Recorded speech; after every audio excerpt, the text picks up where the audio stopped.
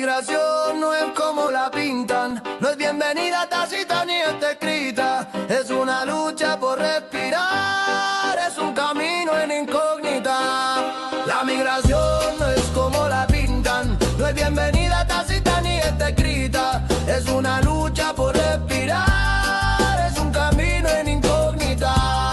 Salió de casa al amanecer, con un morral y sin volver.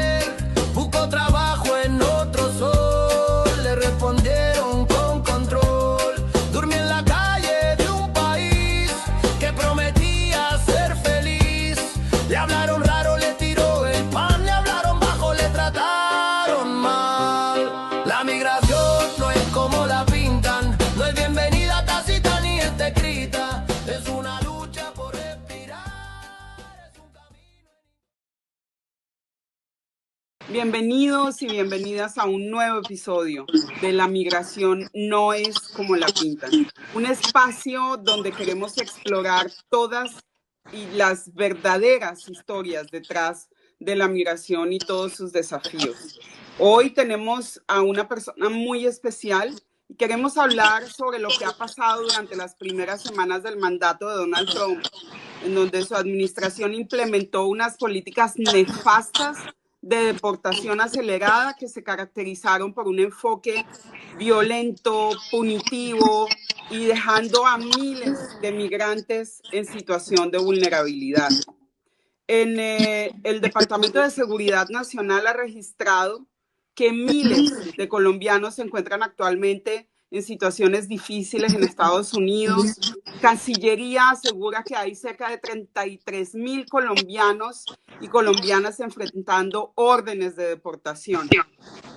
Cancillería en Colombia. Además, también nos menciona que de estas personas se estima que cerca de 2.500 personas están en instalaciones de migrantes, a menudo con condiciones precarias y muy limitadas, que desafían también temas de seguridad, temas de salud y entre otras también temas de violencia al interior de estos lugares. En este episodio tenemos el honor de contar con la mamá de Brian Rayo Garzón, un joven colombiano que fue con un sueño de una vida mejor en Estados Unidos y terminó en tragedia. Ella es Adriana, la mamá de Brian Rayo, nuestra invitada de hoy.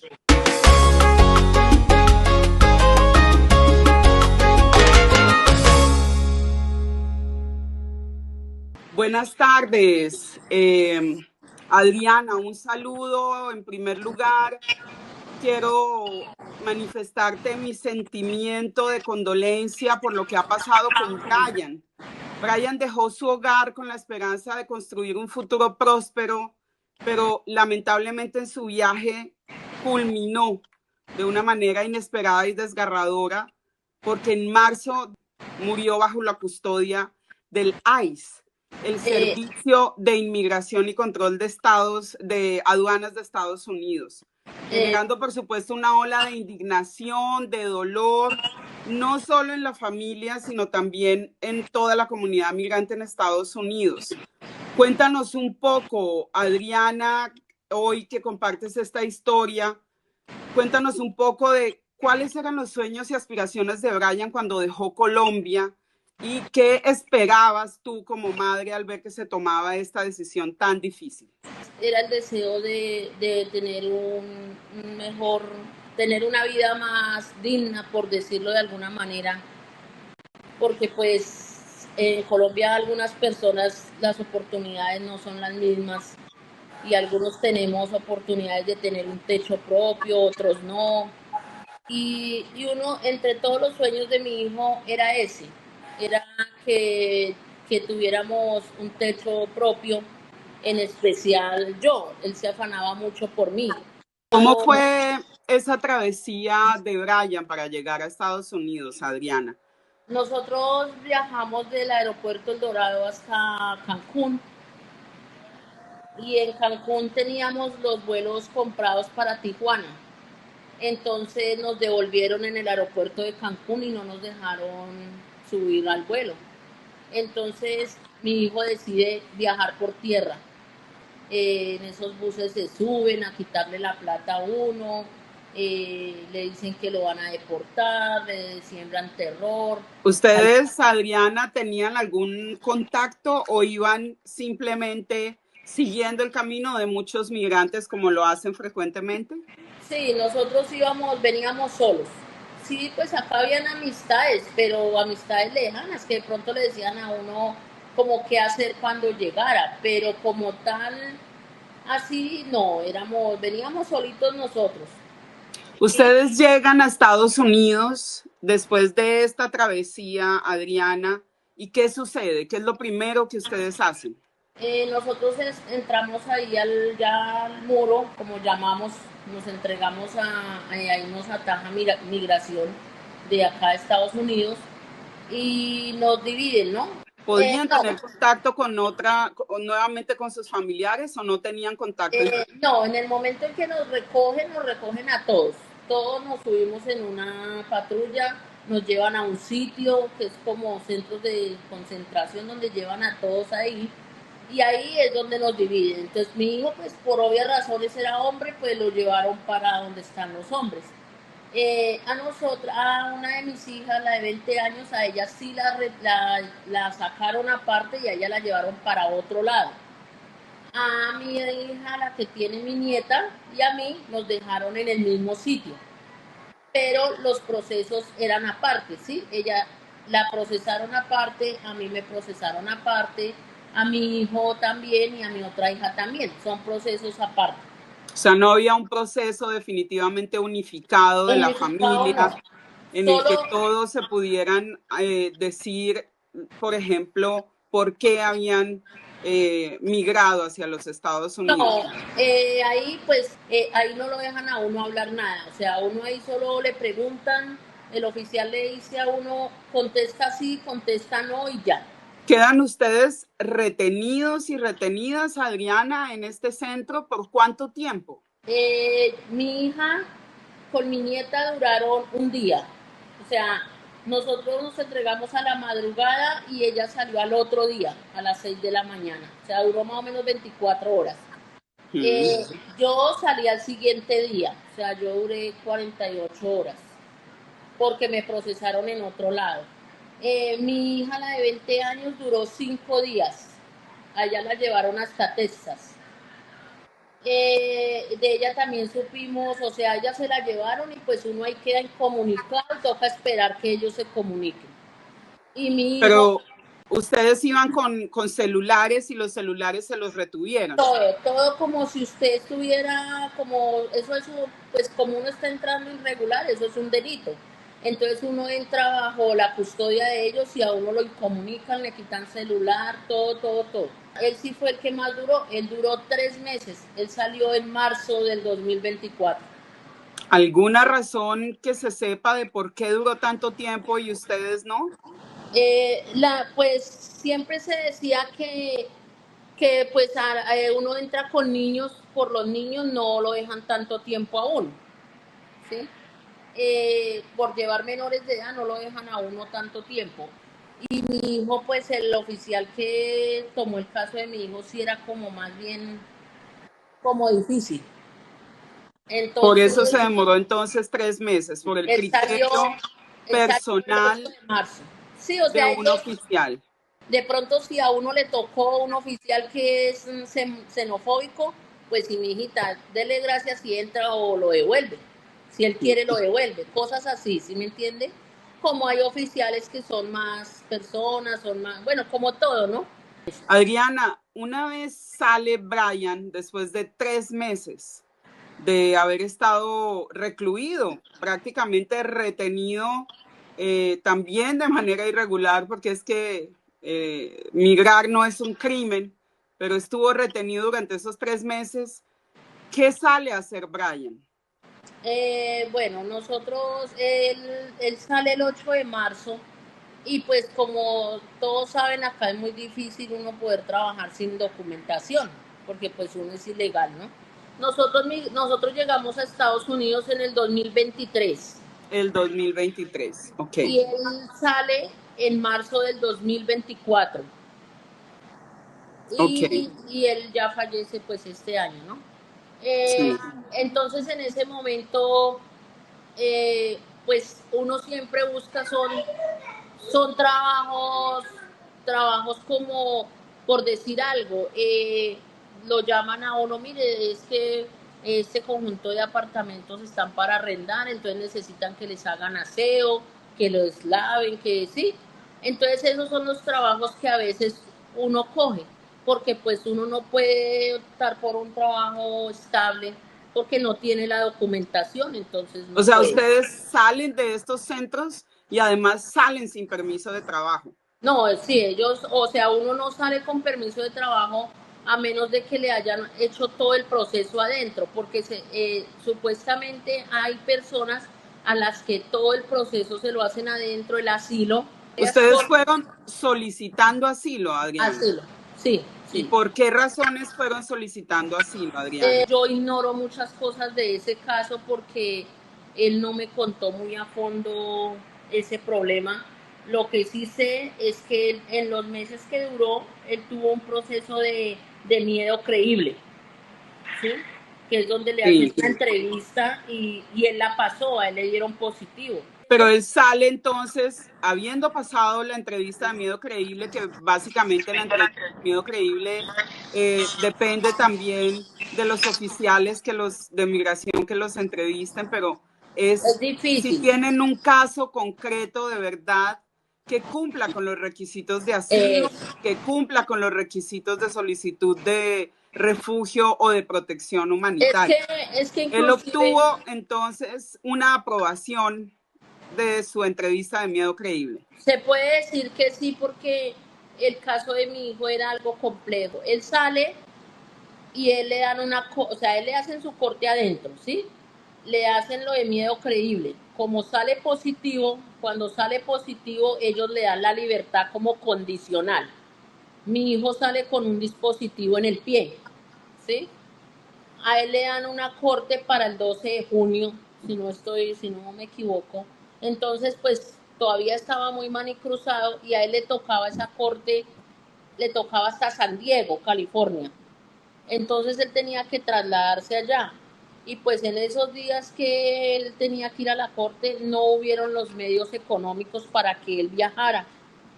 Entonces él no pudo ir, ¿sí?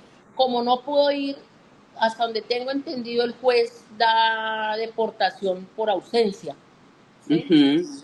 Entonces, bueno, ya queda eso así. Yo me imagino, le dieron la deportación y pues mi hijo no pudo volver, pero él iba a las citas del dispositivo, que le tocaba ir, lo llamaban, él iba, hasta que un día fue y le quitaron el dispositivo. No tuvimos como esa asesoría de que le hubieran dicho, bueno, usted tiene que conseguirse una persona así, pasar estos documentos para pedir su permiso de trabajo y llevar su proceso. Eso lo hemos sabido por las demás personas que lo hacen y le dicen a uno, mire, usted tiene que hacer esto, tal cosa. Pero como tal, en los oficiales explicarle a uno eso, pues ellos no lo hacen. Y pues es Claro. difícil también por el idioma, ¿no? Pues no les entiende uno también mucho. Entonces mi hijo es detenido. El 23 de marzo llegan hasta la casa y lo detienen. La policía, Llegaron directamente a su casa. sí. Y a él no llegaron con una orden de captura, no llegaron, no, sino por una sospecha. Por un video que estaba él y era una sospecha, pero todavía no estaban seguros si sí tenía que ver o no tenía que ver en el caso, pero pues lo detienen sin derecho a hablar, sin derecho a defenderse, Sin ni a un decir debido proceso lo nada. detienen. O sea, aquí pues de por sí eso lo acostumbran a hacer, ¿no? El mismo 23, perdón, al otro día, el 24 de marzo, me llama mi hijo y él me dice, no mami, ya me soltaron, me dieron una corte para el 23 de abril, pues para ir a exponer mi caso y pues defenderme de que yo no tuve nada que ver en eso, que bueno, explicarle al juez qué había pasado ese día, por lo que lo estaban deteniendo. Entonces él me dice, mami, pero no me sueltan porque ahorita me entregan al ICE. porque ahorita después de que subió este presidente, toda persona que detienen, así sea por una infracción de vehículo, usted pasa por el ICE, ¿sí me entiende? La policía estatal lo suelta, le da su libertad, pero el ICE lo coge, ¿sí? Sí. Entonces, él entra bajo custodia de ICE porque le sale a mi hijo, pues, pienso yo en lo poco conocimiento que tengo, encuentran la deportación que ya le salía a él, ¿sí? Por lo que no se había presentado a Por lo la que no se corte. ha presentado a San Diego. Con la persona que me está haciendo mis documentos, enviamos para poder, una moción, para poder frenar la deportación, pues para que no lo deportaran, le dieran la oportunidad de volver a terminar su proceso. Pero pues esos documentos no alcanzaron a llegar porque mi hijo sucedió la tragedia antes de que llegara. Sea por lo que haya sido, ¿sí? Pues al igual, no era nada grave tampoco, mi hijo no mató a nadie, mi hijo no era un delincuente ni nada, pero sea por lo que haya sido, ellos no eran dueños de la vida de mi hijo y ellos tenían que proteger la vida de mi hijo, Claro porque que sí. hasta el peor La orden criminal, era una orden de deportación, no una exacta, orden no para era que una él pena de perdiera la muerte, vida.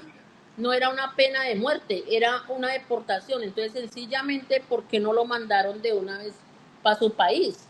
Entonces, los tienen es ahí en malas condiciones porque mi hijo me llamó, él me llama todos los días porque para mi hijo era, o sea, él era hablar con su familia, hablar conmigo, para él era todo, ¿sí me entiende? Entonces para él era tan importante hablar conmigo, él todos los días, él llamaba, no se iba a acostar sin la bendición mía, para él era muy importante, ¿sí? Y él hizo su videollamada y vio las niñas, o sea, la sobrina y la hermanita, y él ese día se le aguaron sus ojos y él decía, mami, perdón. Tranquila, Adriana. Tranquila, antes eres muy corajuda y muy valiente por compartir esta historia con el mundo para que no le pase más a otros. Entonces, él se sentía feliz de hablar con nosotros, ¿sí? Entonces eso era como lo que a él le daba fuerzas para estar allá. Entonces él me decía, madre, yo le decía, no, hijo, pues espere a ver, eso por ahí unos 15 días, pues uno siempre llenando de moral, ¿sí? De esto. Y él me decía, ay, mami, no nos pongamos que 15 días, eso por acá me van a tener unos 3 meses otra vez, eso yo ya sé cómo es. Pero qué hijo de madre, yo me los aguanto. Yo me aguanto unos 3 meses, lo importante es lograr hacer el proceso y volvernos a ver. Y yo, bueno, sí, bueno, hablábamos así. El 3 de abril, que fue un jueves, en la tarde yo hablo con él, le envío una plata para que ellos compren allá porque la comida, él me decía, madre, aquí el agua acá el agua nos toca tomarla directamente del grifo y usted sabe que aquí el agua es muy mala. Por lo menos en el otro encierro donde nosotros estuvimos nos daban en botellas el agua, pero allá no, allá era del grifo, les daban el agua y la comida era pésima. Él me decía, uy, no, madre, yo acá la comida así no. Entonces yo trataba de enviarle para que él pudiera comprar allá, eso se llama una comisaria, que manda a uno plata y ellos compran allá. Entonces yo trataba de mandarle así $20, cualquier cosita para que él pudiera comprar y comer algo. Mi hijo tenía un problema en el colon, mi hijo no podía tomar trago, mi hijo no podía comer comidas tan condimentadas porque él le afectaba eso. Y cuando a él le daban esos dolores, eran unos dolores que él se revolcaba en el piso, se ponía pálido, él tocaba sacarlo para el hospital. O sea, era necesario, tocaba sacarlo para el hospital. Y él me dice, madre, me está volviendo ese dolor de estómago, no sé qué, o sea, él se enfermó esa semana. O sea, él se enferma y no es atendido No, adecuadamente. sí, él lo llevan, sí. Él me dice, madre, yo estuve maluco el estómago, me llevaron al médico. Él me dice así, me llevaron al médico. Yo le dije, ay, ¿qué le dijeron? Dice, no sé, mami. Él inclusive me dijo, no sé, mami, se me hace raro que el médico miró al oficial, que se miraron a la cara y hicieron una cara como un gesto extraño, decía él. Él dice, no, mami, hicieron un gesto extraño, que hasta me dejó como preocupado, pero el médico no me dijo nada a mí. Me dio mi medicamento y pues ya estoy mejor, eso me dice él. Y yo, ah, bueno, hijo, porque a él siempre le aplicaban como un medicamento para desinflamar el colon o algo así, y ya él le quitaba el dolor y ya él seguía, digamos, por decirlo entre comillas, normal. Volvemos al jueves 3, que es cuando yo le envío el dinero y él se despide bien de mí. Él me dice, bueno, madre, entonces yo le dije, no, hoy tengo que ir a hacer una cosa, pero yo creo que me da la 1 de la mañana por allá. Me dijo, ah, bueno, entonces yo la llamo después de la 1 para despedirme. Y yo le dije, bueno, hijo, Dios lo bendiga. Dijo, bueno, yo la llamo para que me dé su bendición para irme a dormir. Entonces yo me quedé esperando esa llamada que nunca llegó. Pasó el viernes todo el día y él no se comunicaba. Entonces a mí me empezó a extrañar porque la aplicación con la que yo llamaba, cuando él entraba a la aplicación, cuando él estaba bien, como que él cada rato se metía a la aplicación de pronto a hablar con otras, llamaba a algún amigo, a otras personas, porque podía llamar a otras personas o mandar mensajes. Entonces la aplicación siempre estaba en movimiento y a mí me salían las notificaciones. Pero ese día esa aplicación no tuvo ningún movimiento, o sea, como si no se hubiera utilizado. Y a mí se me hizo muy extraño. El jueves fue la última comunicación y lo que yo te digo de la aplicación fue el viernes. Entonces, pues yo ignoraba todo lo que había pasado, pues yo dije, no, ¿será que salió peleando con alguien y lo castigaron? Yo pensaba en cualquier otra cosa. Entonces pasa el viernes y el viernes en la tarde ya me entró como la preocupación y me comunico con una esposa de un detenido de allá que nos habíamos hecho como, no amigas, sino como esa Cercanas, comunicación. solidaridad para comunicarse. Eso, entonces yo le escribo a ella y le digo, ay, hágame un favor, ¿será que tú le puedes llamar a tu esposo y le puede preguntar qué ha pasado con mi hijo? Es que no me llama, no he sabido nada de él, de pronto él sepa algo. Ella me dice, sí, ya lo llamo y le comunico. Pasó 10 minutos, 15 minutos y ella me devuelve, me manda un mensaje y me dice, sí, me comuniqué con mi esposo y él me dice que a tu hijo lo sacaron con las cosas y todo, pero no dijeron si vuelva.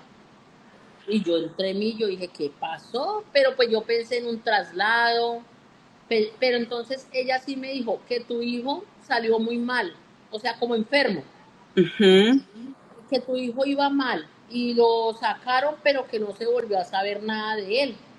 Entonces ya ahí sí me entra la preocupación y yo llamo al penal porque me dan el número para llamar, pero ahí no dan ninguna opción de hablar en español, ni pues quedo en las mismas.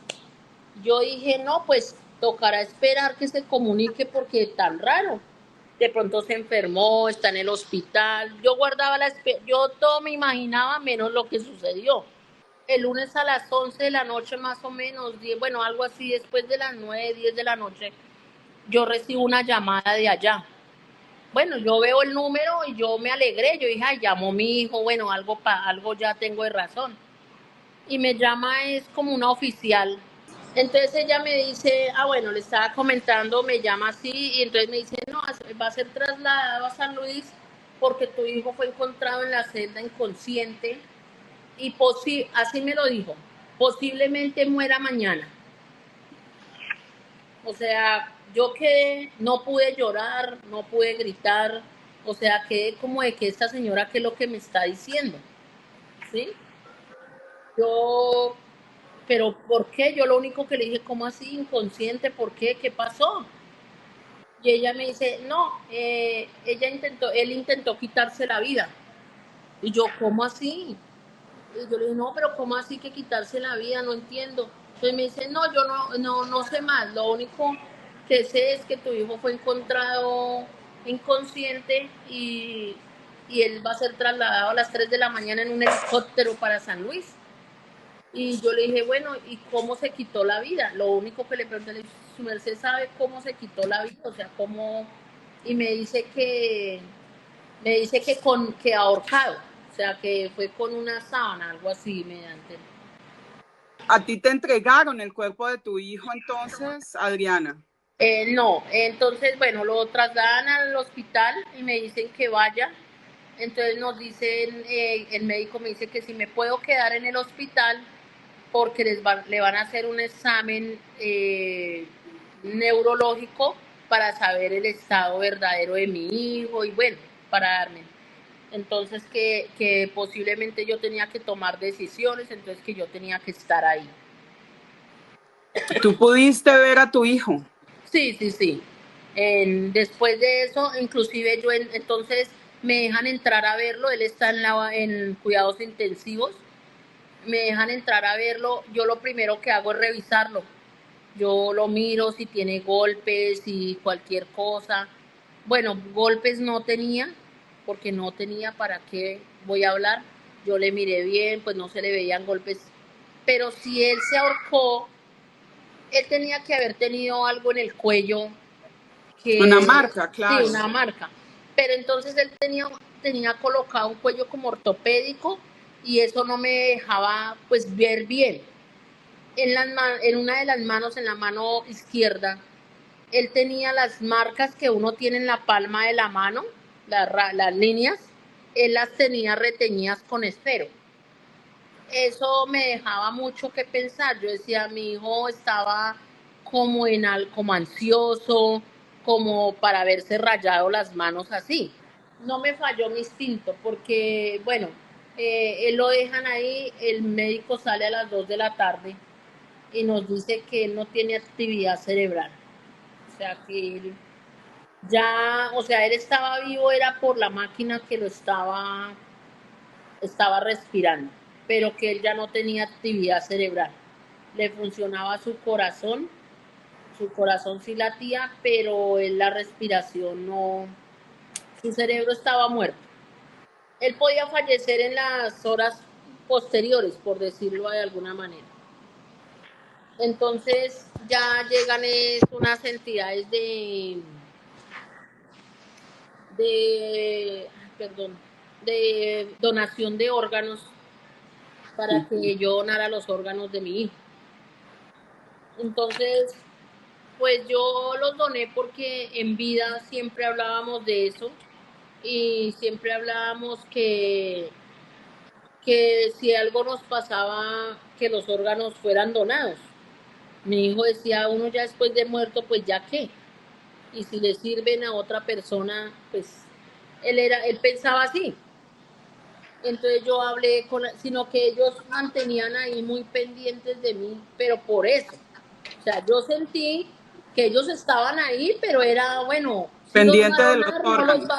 no los va a donar, o si los va a donar, o como que vengan, o sea, o sea, no los juzgo ni nada, porque pues bueno, ellos son funcionarios, trabajan en eso será su trabajo, pero en ese momento me sentí como presionada, ¿sí me entiende? Como de que no lo dejaba, porque en ese momento llegaron y, sí, mira, después de donar los órganos, porque yo le preguntaba a ellos, ¿yo ahora qué voy a hacer? O sea, yo necesito saber qué paso sigue, porque pues yo tengo que enterrar a mi hijo, o sea, que lo que sigue después de la muerte, lo que uno tiene que hacer, ¿no?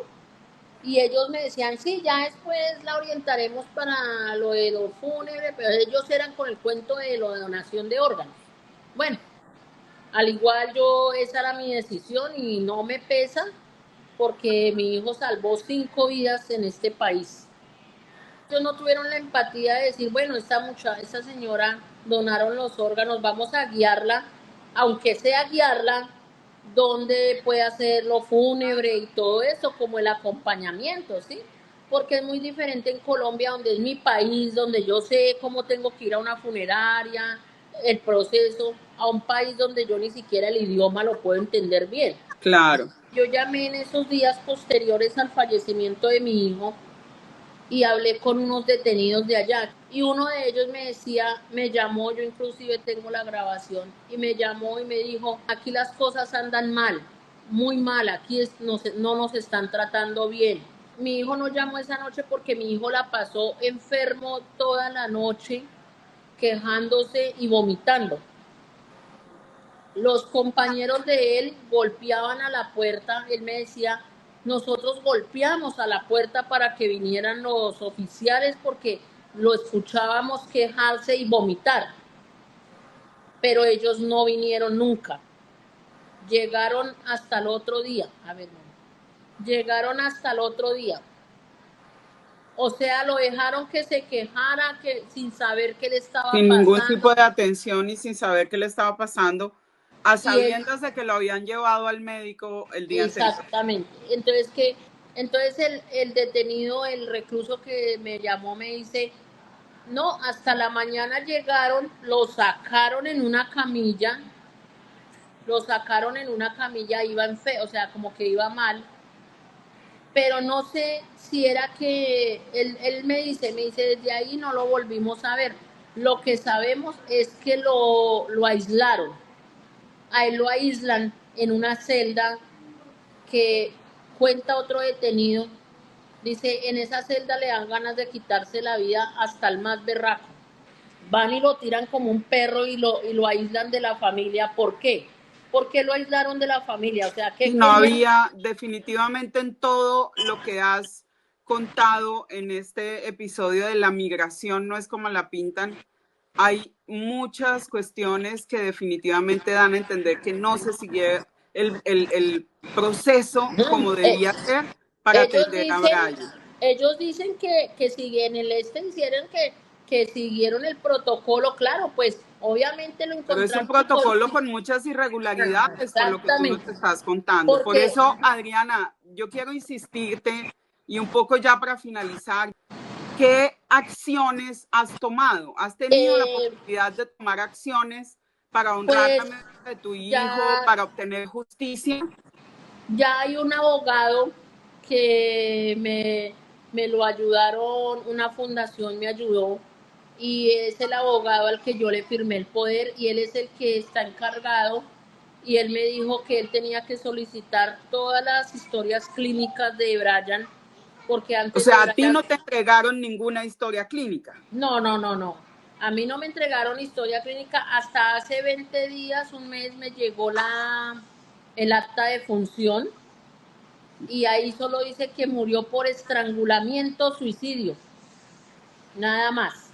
Entonces, el abogado dice que hay irregularidades porque si él dice que aquí en algunas cárceles es legal que aíslen la persona, pero lo que no es legal es que la dejen a su Sin suerte. atención médica.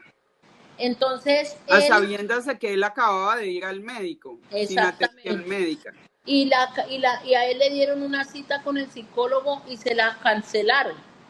O sea, no fue atendido por un psicólogo, lo aislaron. Yo lo que solicito es la verdad de lo que pasó con mi hijo, la verdad. ¿Por qué? Porque si mi hijo se quitó la vida, listo, digamos que sea así. Pero si él se la quitó, a mí me tienen que probar. A él se lo llevó el hospital que donó los órganos, de ahí se lo llevaron para medicina legal.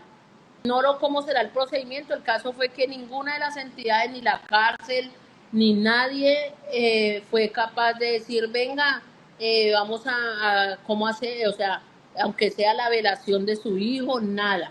Me tocó conseguírmelo a mí, gracias a Dios encontré personas que me ayudaron y logramos hacer que le entregaran el cuerpo a una funeraria y la funeraria se encargó de hacer la cremación y pues yo tengo las cenizas de mi hijo.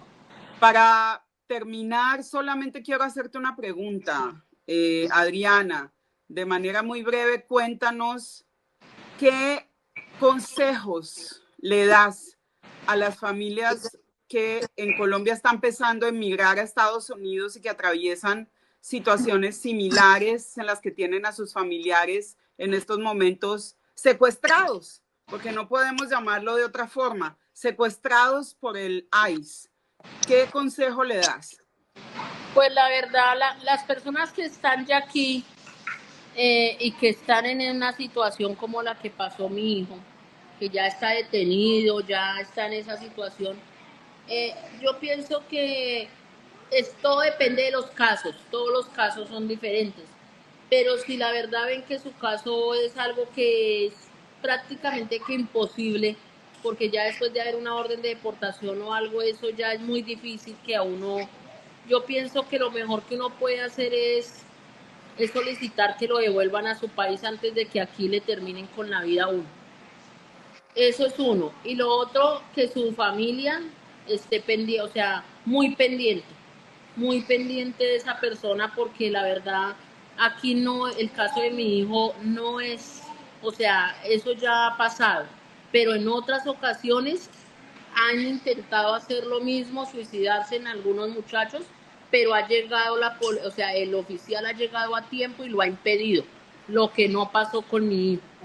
Dos consejos muy importantes para la gente que está enfrentando esta situación con el ICE en Estados Unidos, de Adriana, una mujer que ha vivido en carne propia una muy dolorosa experiencia porque su hijo, Brian, falleció en manos del ICE, en una de esas cárceles a donde están llevando a los migrantes. Adriana, te agradezco muchísimo por tu testimonio y por supuesto que seguiremos trabajando en conjunto para tomar acciones que se puedan evidenciar, que puedan poner de manifiesto lo que está pasando en estas cárceles en donde llevan a los migrantes a su suerte prácticamente, sin atención médica, en condiciones precarias y muchos de los casos que terminan en la muerte. Muchísimas gracias, Adriana, por tu palabra y seguiremos en contacto. Quédense con nosotros, sigan en esta serie de episodios de la migración no es como la pintan. Hasta el próximo episodio. Muchísimas gracias.